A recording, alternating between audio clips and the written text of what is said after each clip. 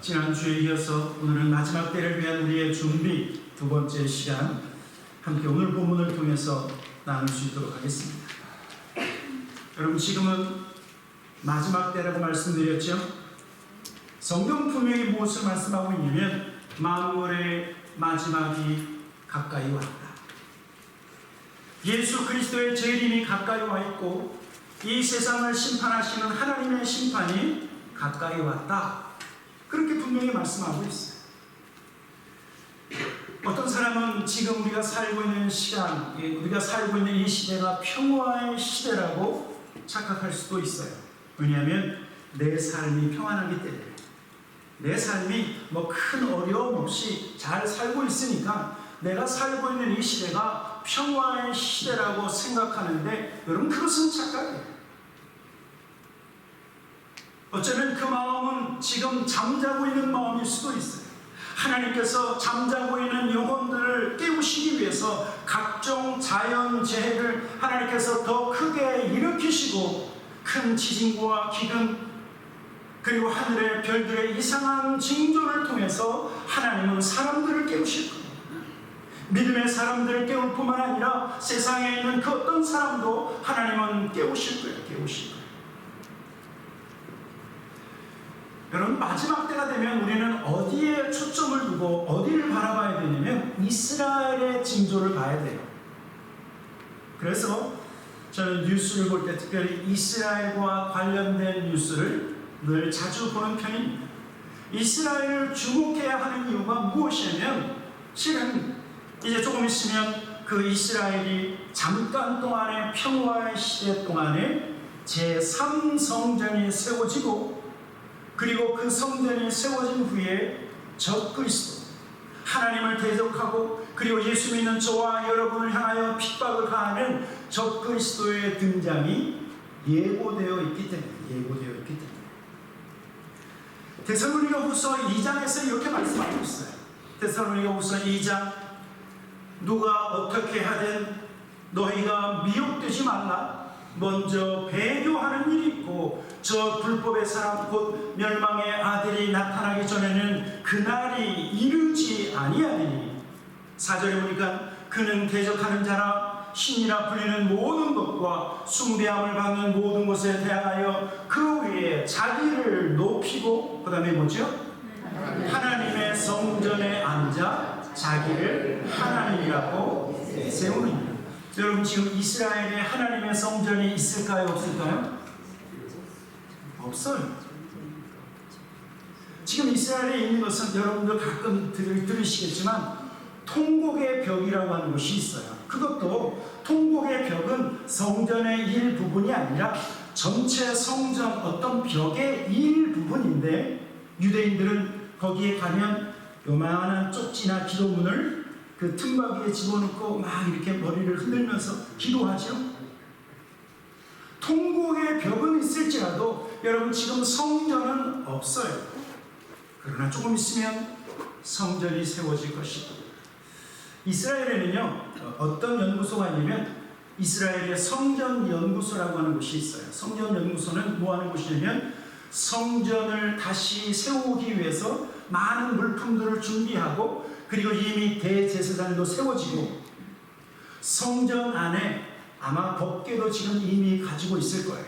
그리고 성전 안에서 사용하는 모든 물품들이 이미 다 준비되어 있습니다. 그리고 최근에 어떤 뉴스가 있었냐면 하나님 앞에 드려지는 번제 제사를 드릴 때 그 가축이 뭐냐면 붉은 암송아지, 까만색이 아니에요. 붉은 색깔을 띠는 암송아지를 하나님 앞에 번제로 드려야 되는데, 그것이 이미 준비되어 있고 얼마 전에는요 그거를 실험적으로 번제로 하나님 앞에 드렸어요. 뉴스에 잘 안 나오죠? 그럼 이제 무엇만 준비되면 되는 줄 아십니까? 성전이요. 이스라엘 땅에 다시 한번 성전이 세워지면, 그러면 얼마 후에 뭐라고 말하고 있어요? 멸망의 사람, 불법의 사람, 그 사람이 나타나서 그 자리에 앉아서 자기가 하나님이다, 자기가 메시아다 라고 말하는 사람이 등장할 때 이 땅의 종말이 가까워지고 있다 말씀합니다. 여러분, 그래서 우리는 깨어있어야 돼요. 깨어있어야 돼요. 성경적뿐만 아니라 지금 정치적으로나 사회적으로도 우리가 종말의 때를 살고 있다고 얼마나 많은 징조들이 우리에게 있는지 몰라요. 깨어서 기도할 뿐만 아니라 서로 뜨겁게 사랑하고 그리고 마지막 순간까지 우리는 하나님 주시는 직분, 그것을 통해서 교회와 성도를 섬기고 봉사하는 일에 계속해 나아가야 된다고 말하면, 그리고 또 다른 마지막 때를 위한 준비가 한 가지가 더 있어요. 오늘 본문에서 마지막 때를 위한 또 한 가지 준비가 무엇이냐면 고난에 대한 준비예요. 우리에게 닥칠 고난, 우리에게 닥칠 시련과 아픔을 우리가 믿음으로 준비해 나아가야 그날에 우리는 무너지지 않고 그날에 우리는 믿음 없는 자가 아니라 고난 가운데서도 믿음을 지키는 자로 우뚝 서 있을 수 있기 때문에. 그래서 오늘 첫째로 성경은 무엇을 말씀하고 있냐면, 고난이 우리에게 찾아올 때 그 고난을 이상히 여기지 말고 오히려 즐거워하라 라고 말씀하고 있는 거예요. 그것이 12절과 13절에 나와 있는 말씀입니다. 사랑하는 자들아, 너희를 연단하려고 오는 불시험을 이상한 일 당하는 것 같이 이상히 여기지 말고 오히려 너희가 그리스도의 고난에 참여한 것으로 즐거워하라. 이는 그의 영광을 나타내실 때 너희로 즐거워하고 기뻐하게 하리라. 여러분, 12절에서 고난을 뭐라고 얘기했냐면 너희에게 찾아오는 연단이라고 말하고 있어요. 연단. 너희를 연단하려고 찾아오는 그런 불시험, 고난이 뭐라고 말하고 있어요? 연단이다 합니다. 여러분, 우리는 욥의 고난을 잘 압니다. 욥은요, 성경에 보니까 욥은 동방의 의인일 뿐만 아니라 그는 하나님 앞에서 흠도 없고 티도 없는 하나님의 사람이었어요. 그러나 어느 날 갑자기 욥에게 고난이 찾아오는데 하루아침에 그의 모든 자녀가 죽임을 당하고 하루아침에 그가 소유한 모든 재산을 다 잃어버렸어요. 발바닥부터 정수리까지 종이가 나서 질그릇 조각으로 자기의 몸을 푹푹 긁고 그런 고통을 당했던 사람이 욥이었지만, 그러나 그는 고난 가운데서 입술로 하나님을 범죄하지 않고 고난 가운데서 하나님을 원망하지 않았어요.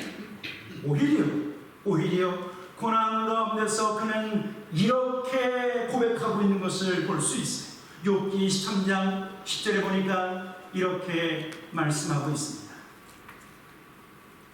같이 읽겠습니다. 시작. 그러나 내가 가는 길을 그가 아시나니 그가 나를 단련하신 후에는 내가 순금같이 되어 나오리라. 여러분, 욥은 무엇을 알았어요? 고난이 단지 고난이 아니라, 고난이 단지 재수가 없어 나에게 찾아오는 것이 아니라 고난은 하나님이 주시는 연단이다. 그 하나님께서 고난을 통해서 나를 단련하신다라고 말합니다.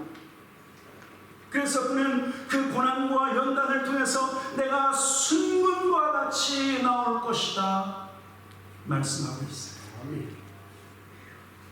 여러분들이 가지고 있는 금, 그거 100% 아니에요. 그렇죠?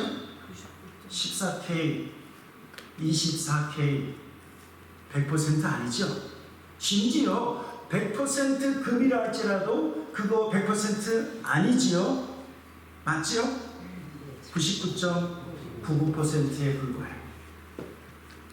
그것을 다시 뜨거운 불 속에 넣으면, 그러면 그 금 속에서 모든 나쁜 것들이 빠져나가서 더욱 순금이 되어지는 것처럼, 하나님은 저와 여러분의 삶의 고난과 시련을 통해서 우리의 믿음의 순수함과 그리고 욥과 같이 온전한 순금으로 나올 수 있도록 고난을 통해서 우리를 연단하십니다. 제가 최근에 어떤 다큐멘터리를 하나 봤는데, 어떤 분이 서울에 살다가 지방으로 내려가서 지방에 아이들이 별로 없잖아요.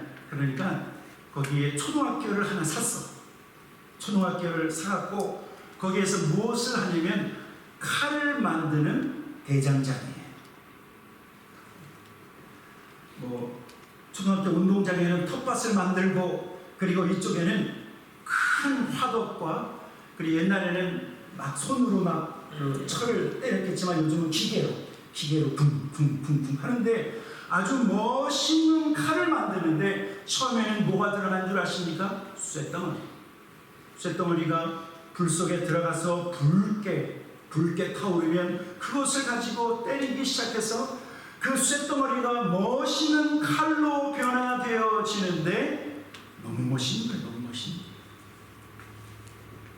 여러분, 하나님은 고난이라고 하는 연단의 도구를 통해서 쇳덩이처럼 뭉툭한 저와 여러분을 하나님이 사용하시는 멋있는 도구로 우리를 만드시기 위해서 무엇을 사용하신다고요? 고난을 사용하신다. 시련을 사용하신다.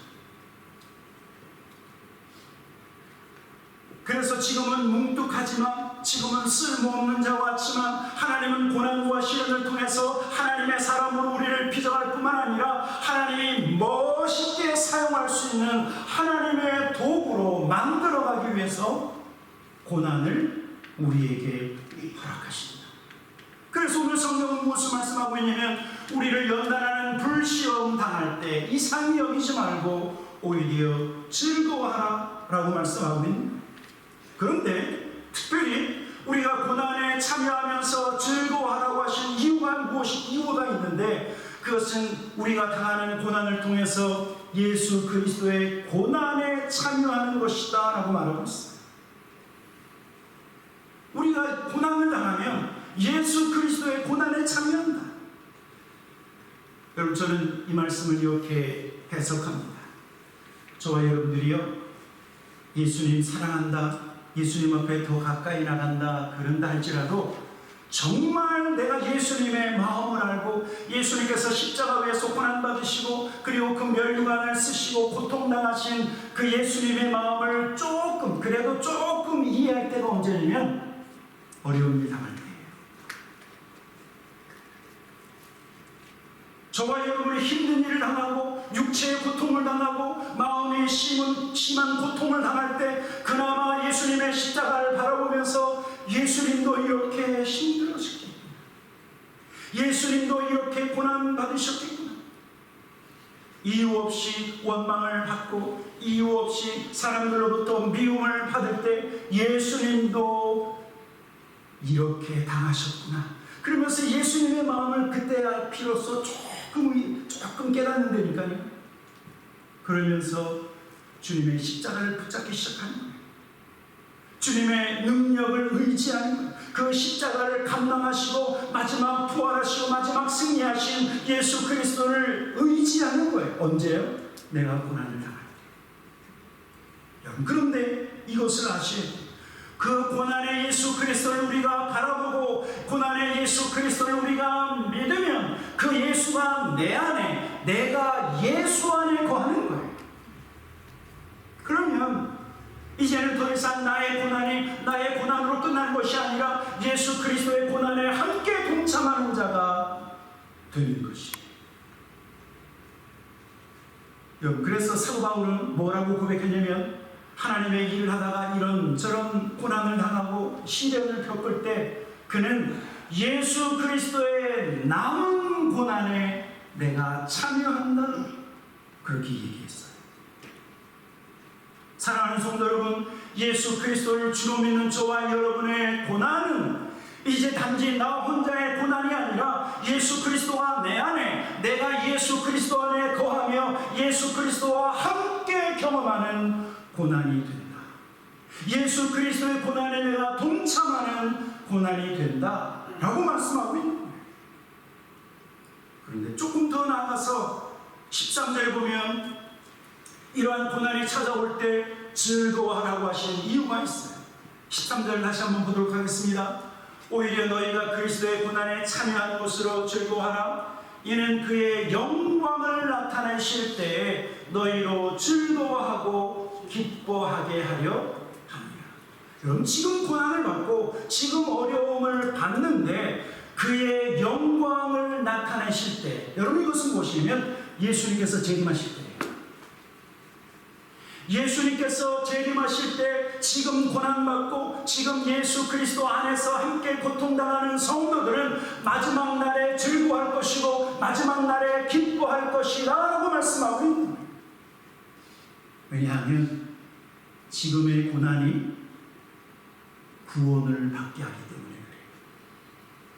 지금의 시련이 하나님 앞에서 떠나가는 자가 아니라 지금의 고난을 통해서 오히려 하나님을 의지하고 이 고난을 통해서 내가 성숙하고 연단받고 변화되어서 마지막에는 구원에 이르도록 하시는 고난이기 때문에 그의 영광을 나타내실 때 너희로 즐거워하고 기뻐하게 하려 합니다.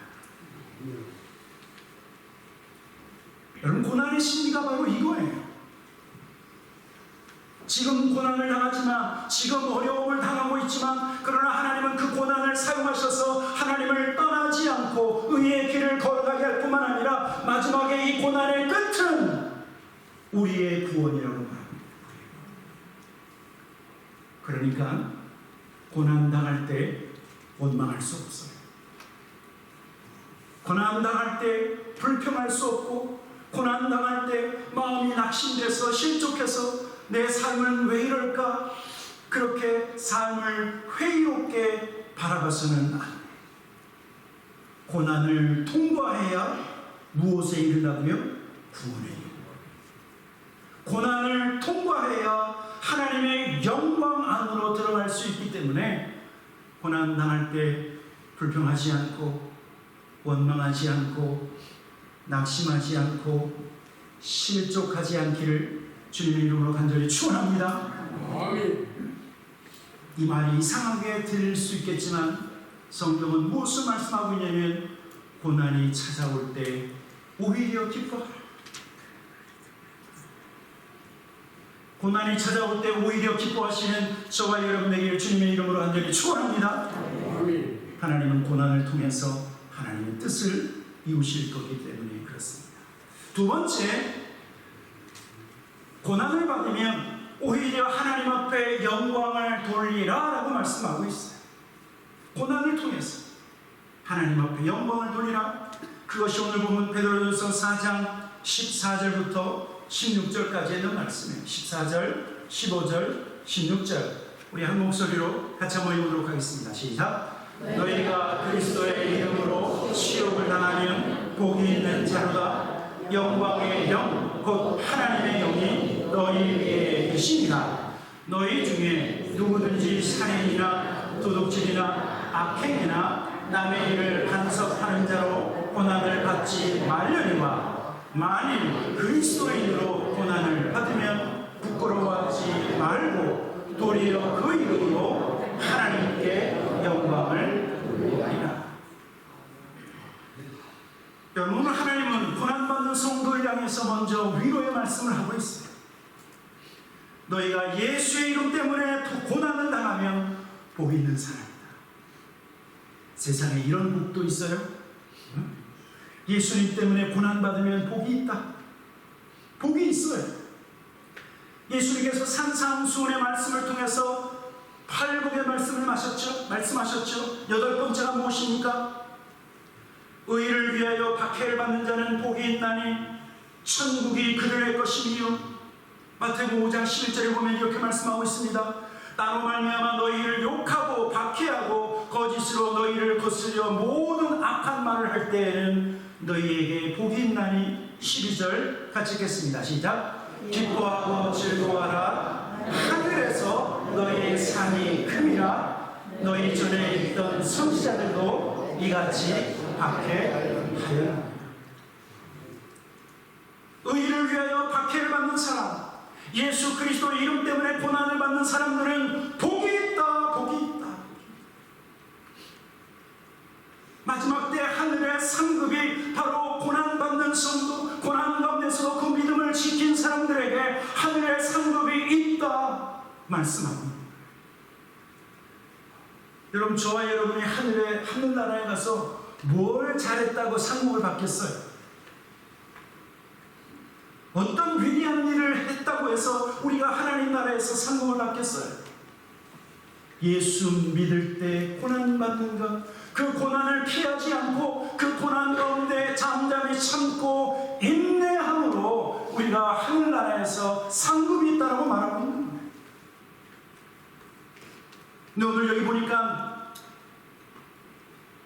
14절에 너희가 그리스도의 이름으로 치욕을 당하는 복이 있는 자로다. 영광의 영 곧 하나님의 영이 그 너희들 위에 계십니다. 여러분, 이 말은 뭐냐면 하나님은 고난받는 사람과 함께 하십니다.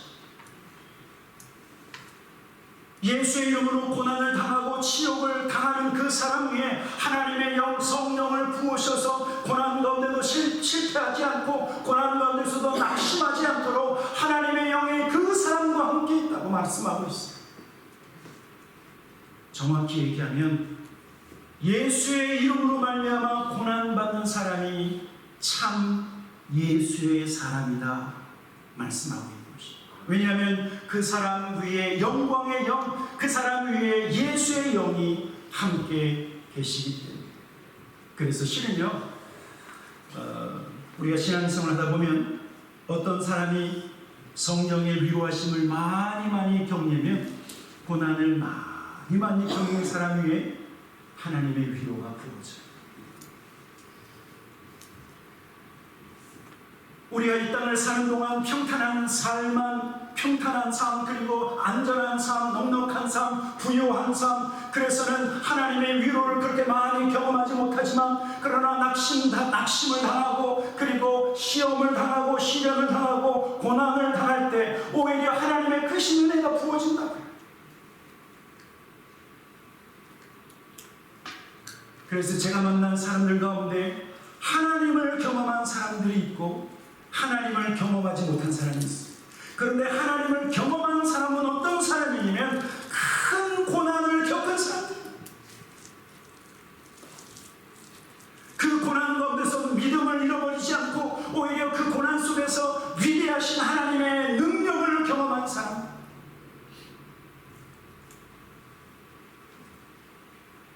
그래서 고난을 통해서 하나님 앞에 영광을 돌리는 사람이 있다. 여러분, 우리가 하나님 앞에 영광을 돌리는 다양한 모습들이 있습니다. 우리가 예배를 통해서 하나님을 영화롭게 하고 찬양하고 기도하며 하나님 앞에 영광을 돌릴 수 있어요. 교회와 성도를 섬기고 그리고 주님을 섬길 때 우리가 하나님을 영화롭게 할 수 있어요. 그런데 오늘 성경은 무엇을 말씀하고 있냐면 고난을 당할 때도 우리는 하나님 앞에 영광을 돌리라 말씀하고 있어요. 왜냐하면 사람이 어려워지면, 힘들어지면 그 사람의 본색이 드러나. 다른 걸 얘기하면 고난을 통해서 우리의 진짜 모습이 나타나는데, 고난 속에서도 하나님을 향한 감사를 잃어버리지 아니하고, 고난 속에서도 하나님을 향한 우리의 신앙 고백을 잃어버리지 아니하고, 고난과 시련 속에서도 하나님을 믿는 믿음을 부인하지 아니할 때, 여러분, 그것을 통해서 하나님을 영화롭게 하고 하나님께 영광을 돌릴 수 있다고 하는 사실. 그 본을 보이신 분이 예수님이세요. 예수님이 십자가 위에서 고난받으시고, 그리고 그 십자가 위에서 자기를 십자가에 못 박는 무리들을 향하여 저주하지 아니하시고 오히려 그들을 용서하시고, 엘리 엘리 라마 사박다니 나의 하나님 어찌하여 나를 버리셨나이까 울부짖으며, 그리고 그 십자가 위에서 운명하셨을 때 그 예수님의 고난을 바라보았던 백부장이 뭐라고 얘기했는 줄 아십니까? 마가복음 15장 39절에 백부장이 이렇게 말했어요. 예수를 향하여 섰던 백부장이 그렇게 숨지심을 보고 이르되 이 사람은 진실로 하나님의 아들이라.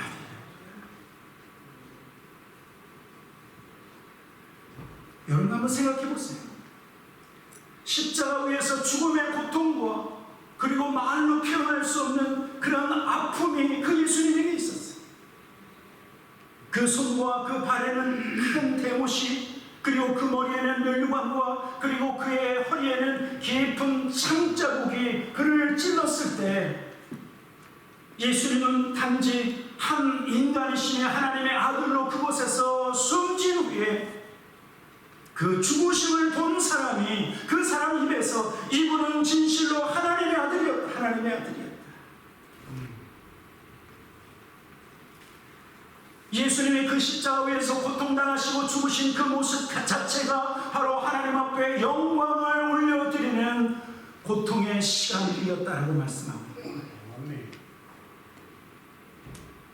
여러분, 저와 여러분이 잘 되고 승승장구해서 하나님을 영원롭게 한 것이 아니라 우리가 고난받을 때 시련과 고통 속에서도 하나님을 향한 믿음을 잃어버리지 않는 우리의 모습을 통해서 우리는 하나님을 영원롭게 할 수 있습니다. 어려움 속에서도 감사를 잃지 아니할 때 세상 사람들은 그 사람을 이상한 눈으로 바라볼 거예요. 여러분, 적어도 우리는 이런 이야기를 들어야 돼요. 오늘 장로님이 기도하신 것처럼 당신이 믿는 예수 나도 좀 믿고 싶다고, 당신이 믿는 하나님 나도 좀 믿고 싶다고 하는 말이 세상 사람들 입에서 나올 수 있도록 저와 여러분은 시련과 고난 속에서도 우리의 믿음을 지키는 자가 되어야 됩니다. 지키는 자가 됩니다. 그것을 통해서 우리는 하나님 앞에 영광을 올려드릴 수 있다. 셋째로, 고난 속에서 자신을 하나님께 맡기라.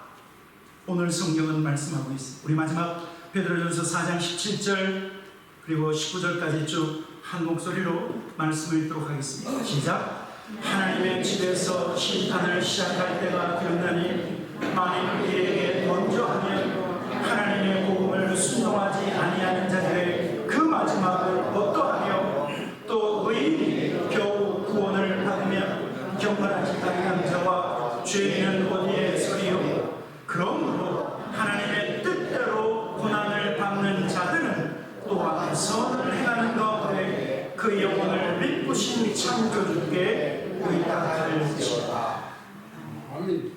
여러분, 오늘 17절을 잘 먼저 봐주십시오. 하나님의 집에서 심판을 시작할 때가 되었다. 만일 우리에게 먼저 하면 하나님의 복음을 순종하지 아니한 자들의 그 마지막이 어떠하냐. 여러분, 마지막 이 땅에 하나님의 심판이 임할 때 먼저 하나님은 하나님의 집의 심판을 행하신다 말씀하고 있어요. 하나님의 집이 누군 줄 아십니까? 교회예요. 하나님의 집이 누구예요? 바로 저와 여러분이에요. 하나님의 심판이 먼저 저와 여러분에게 임한다라고 하는 것은 어떤 의미를 가지고 있냐면, 내가 거룩하니 너희도 거룩하라고 분명히 말씀하셨는데 거룩한 삶을 살지 않은 자들 향한 하나님의 심판이 있다고 말씀하고 있습니다. 예수님이 이 땅에 다시 오시는 재림의 때는 예수님은 우리의 신랑이신데 신부인 저와 여러분이 아름답게 자기의 몸을 단장하지 아니하고 다시 오실 예수 그리스도를 맞이할 준비가 되어 있지 않다고 하면 그에게 먼저 심판이 임한다라고 말씀하고 있는 거예요.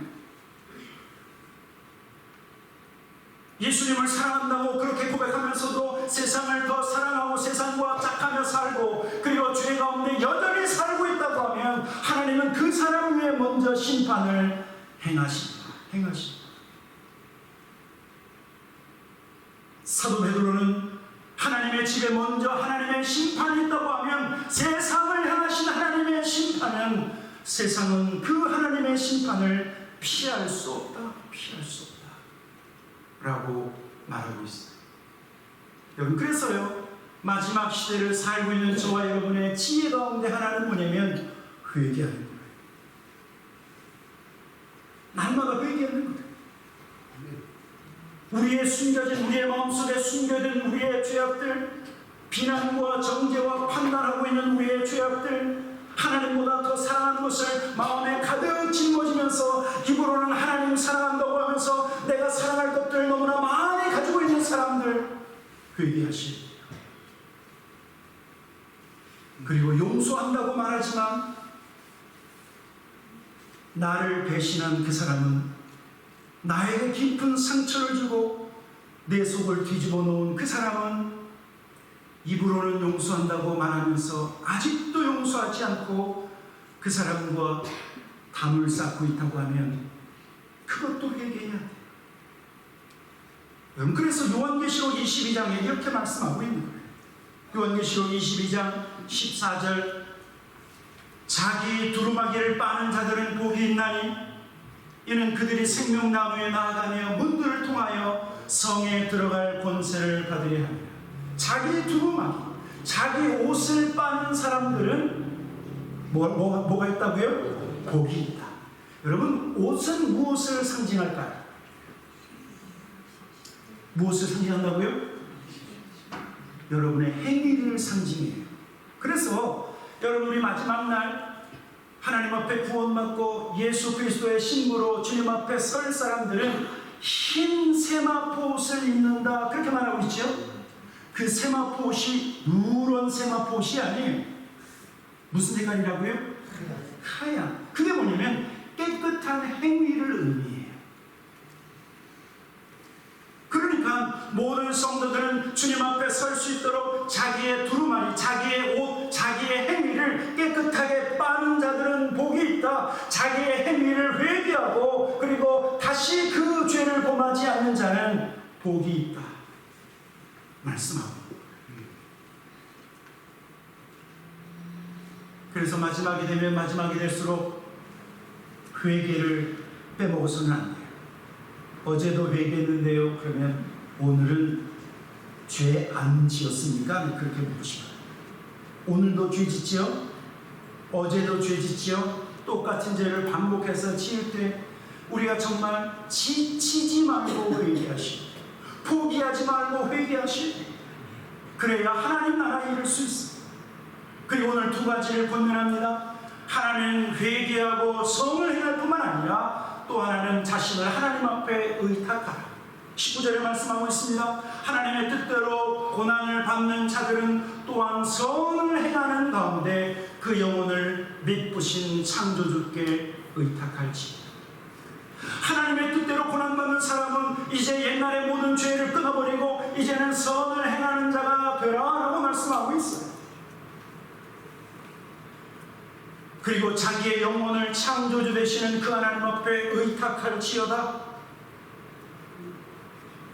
여러분, 의탁한다라고 하는 것은 마치 어린아이가 먹는 것과 입을 것과 모든 사는 것을 부모님 손에 자신을 의탁하는 것처럼 여러분, 마지막 때는 고난과 시련이 찾아올 때 그리고 하나님의 뜻대로 고난을 받는 사람은 나 자신을 하나님 앞에 부탁해요.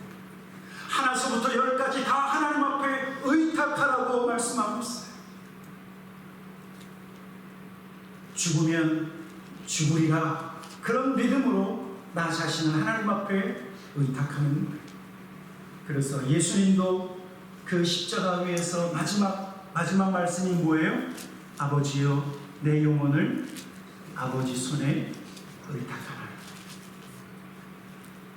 순교하신 초대교회 첫 번째 집사님 스데반 집사님도 하나님의 영광을 바라보고 그리고 그의 영혼이 떠나갈 때 뭐라고 기도했어요?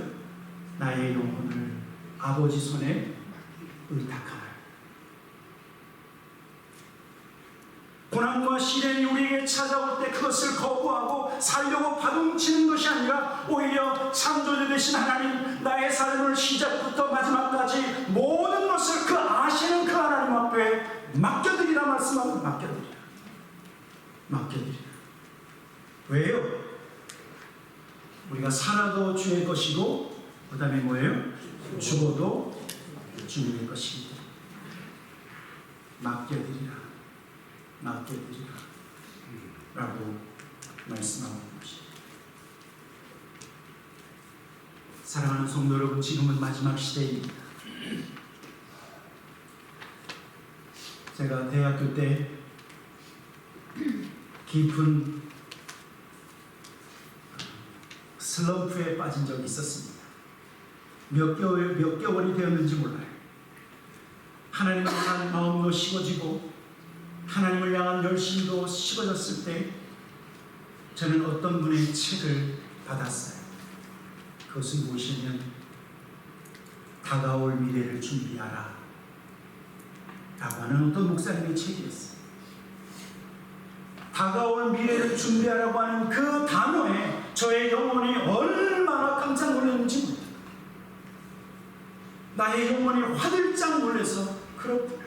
내가 지금 슬럼프에 빠져 있을 때가 아니라, 내가 안일함에 빠져 있을 때가 아니라 다가올 미래를 향하여 우리가 준비하도록 깨어 있어야 된다.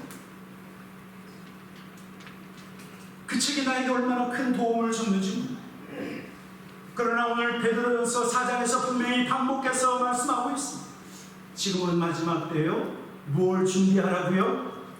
마지막 때를 준비하고 고난의 때를 준비하고 환난의 때를 준비하는 자가 되어야 된다. 그래서 고난이 찾아올 때 예수를 부인하지 않고 예수 믿는 그 믿음을 끝까지 지키고 고난을 통해서 하나님을 영화롭게 하고 고난 속에서도 모든 삶을 하나님 앞에 부탁하고 의탁하는 그러한 믿음의 삶을 살라고 말씀하고 있는 것입니다.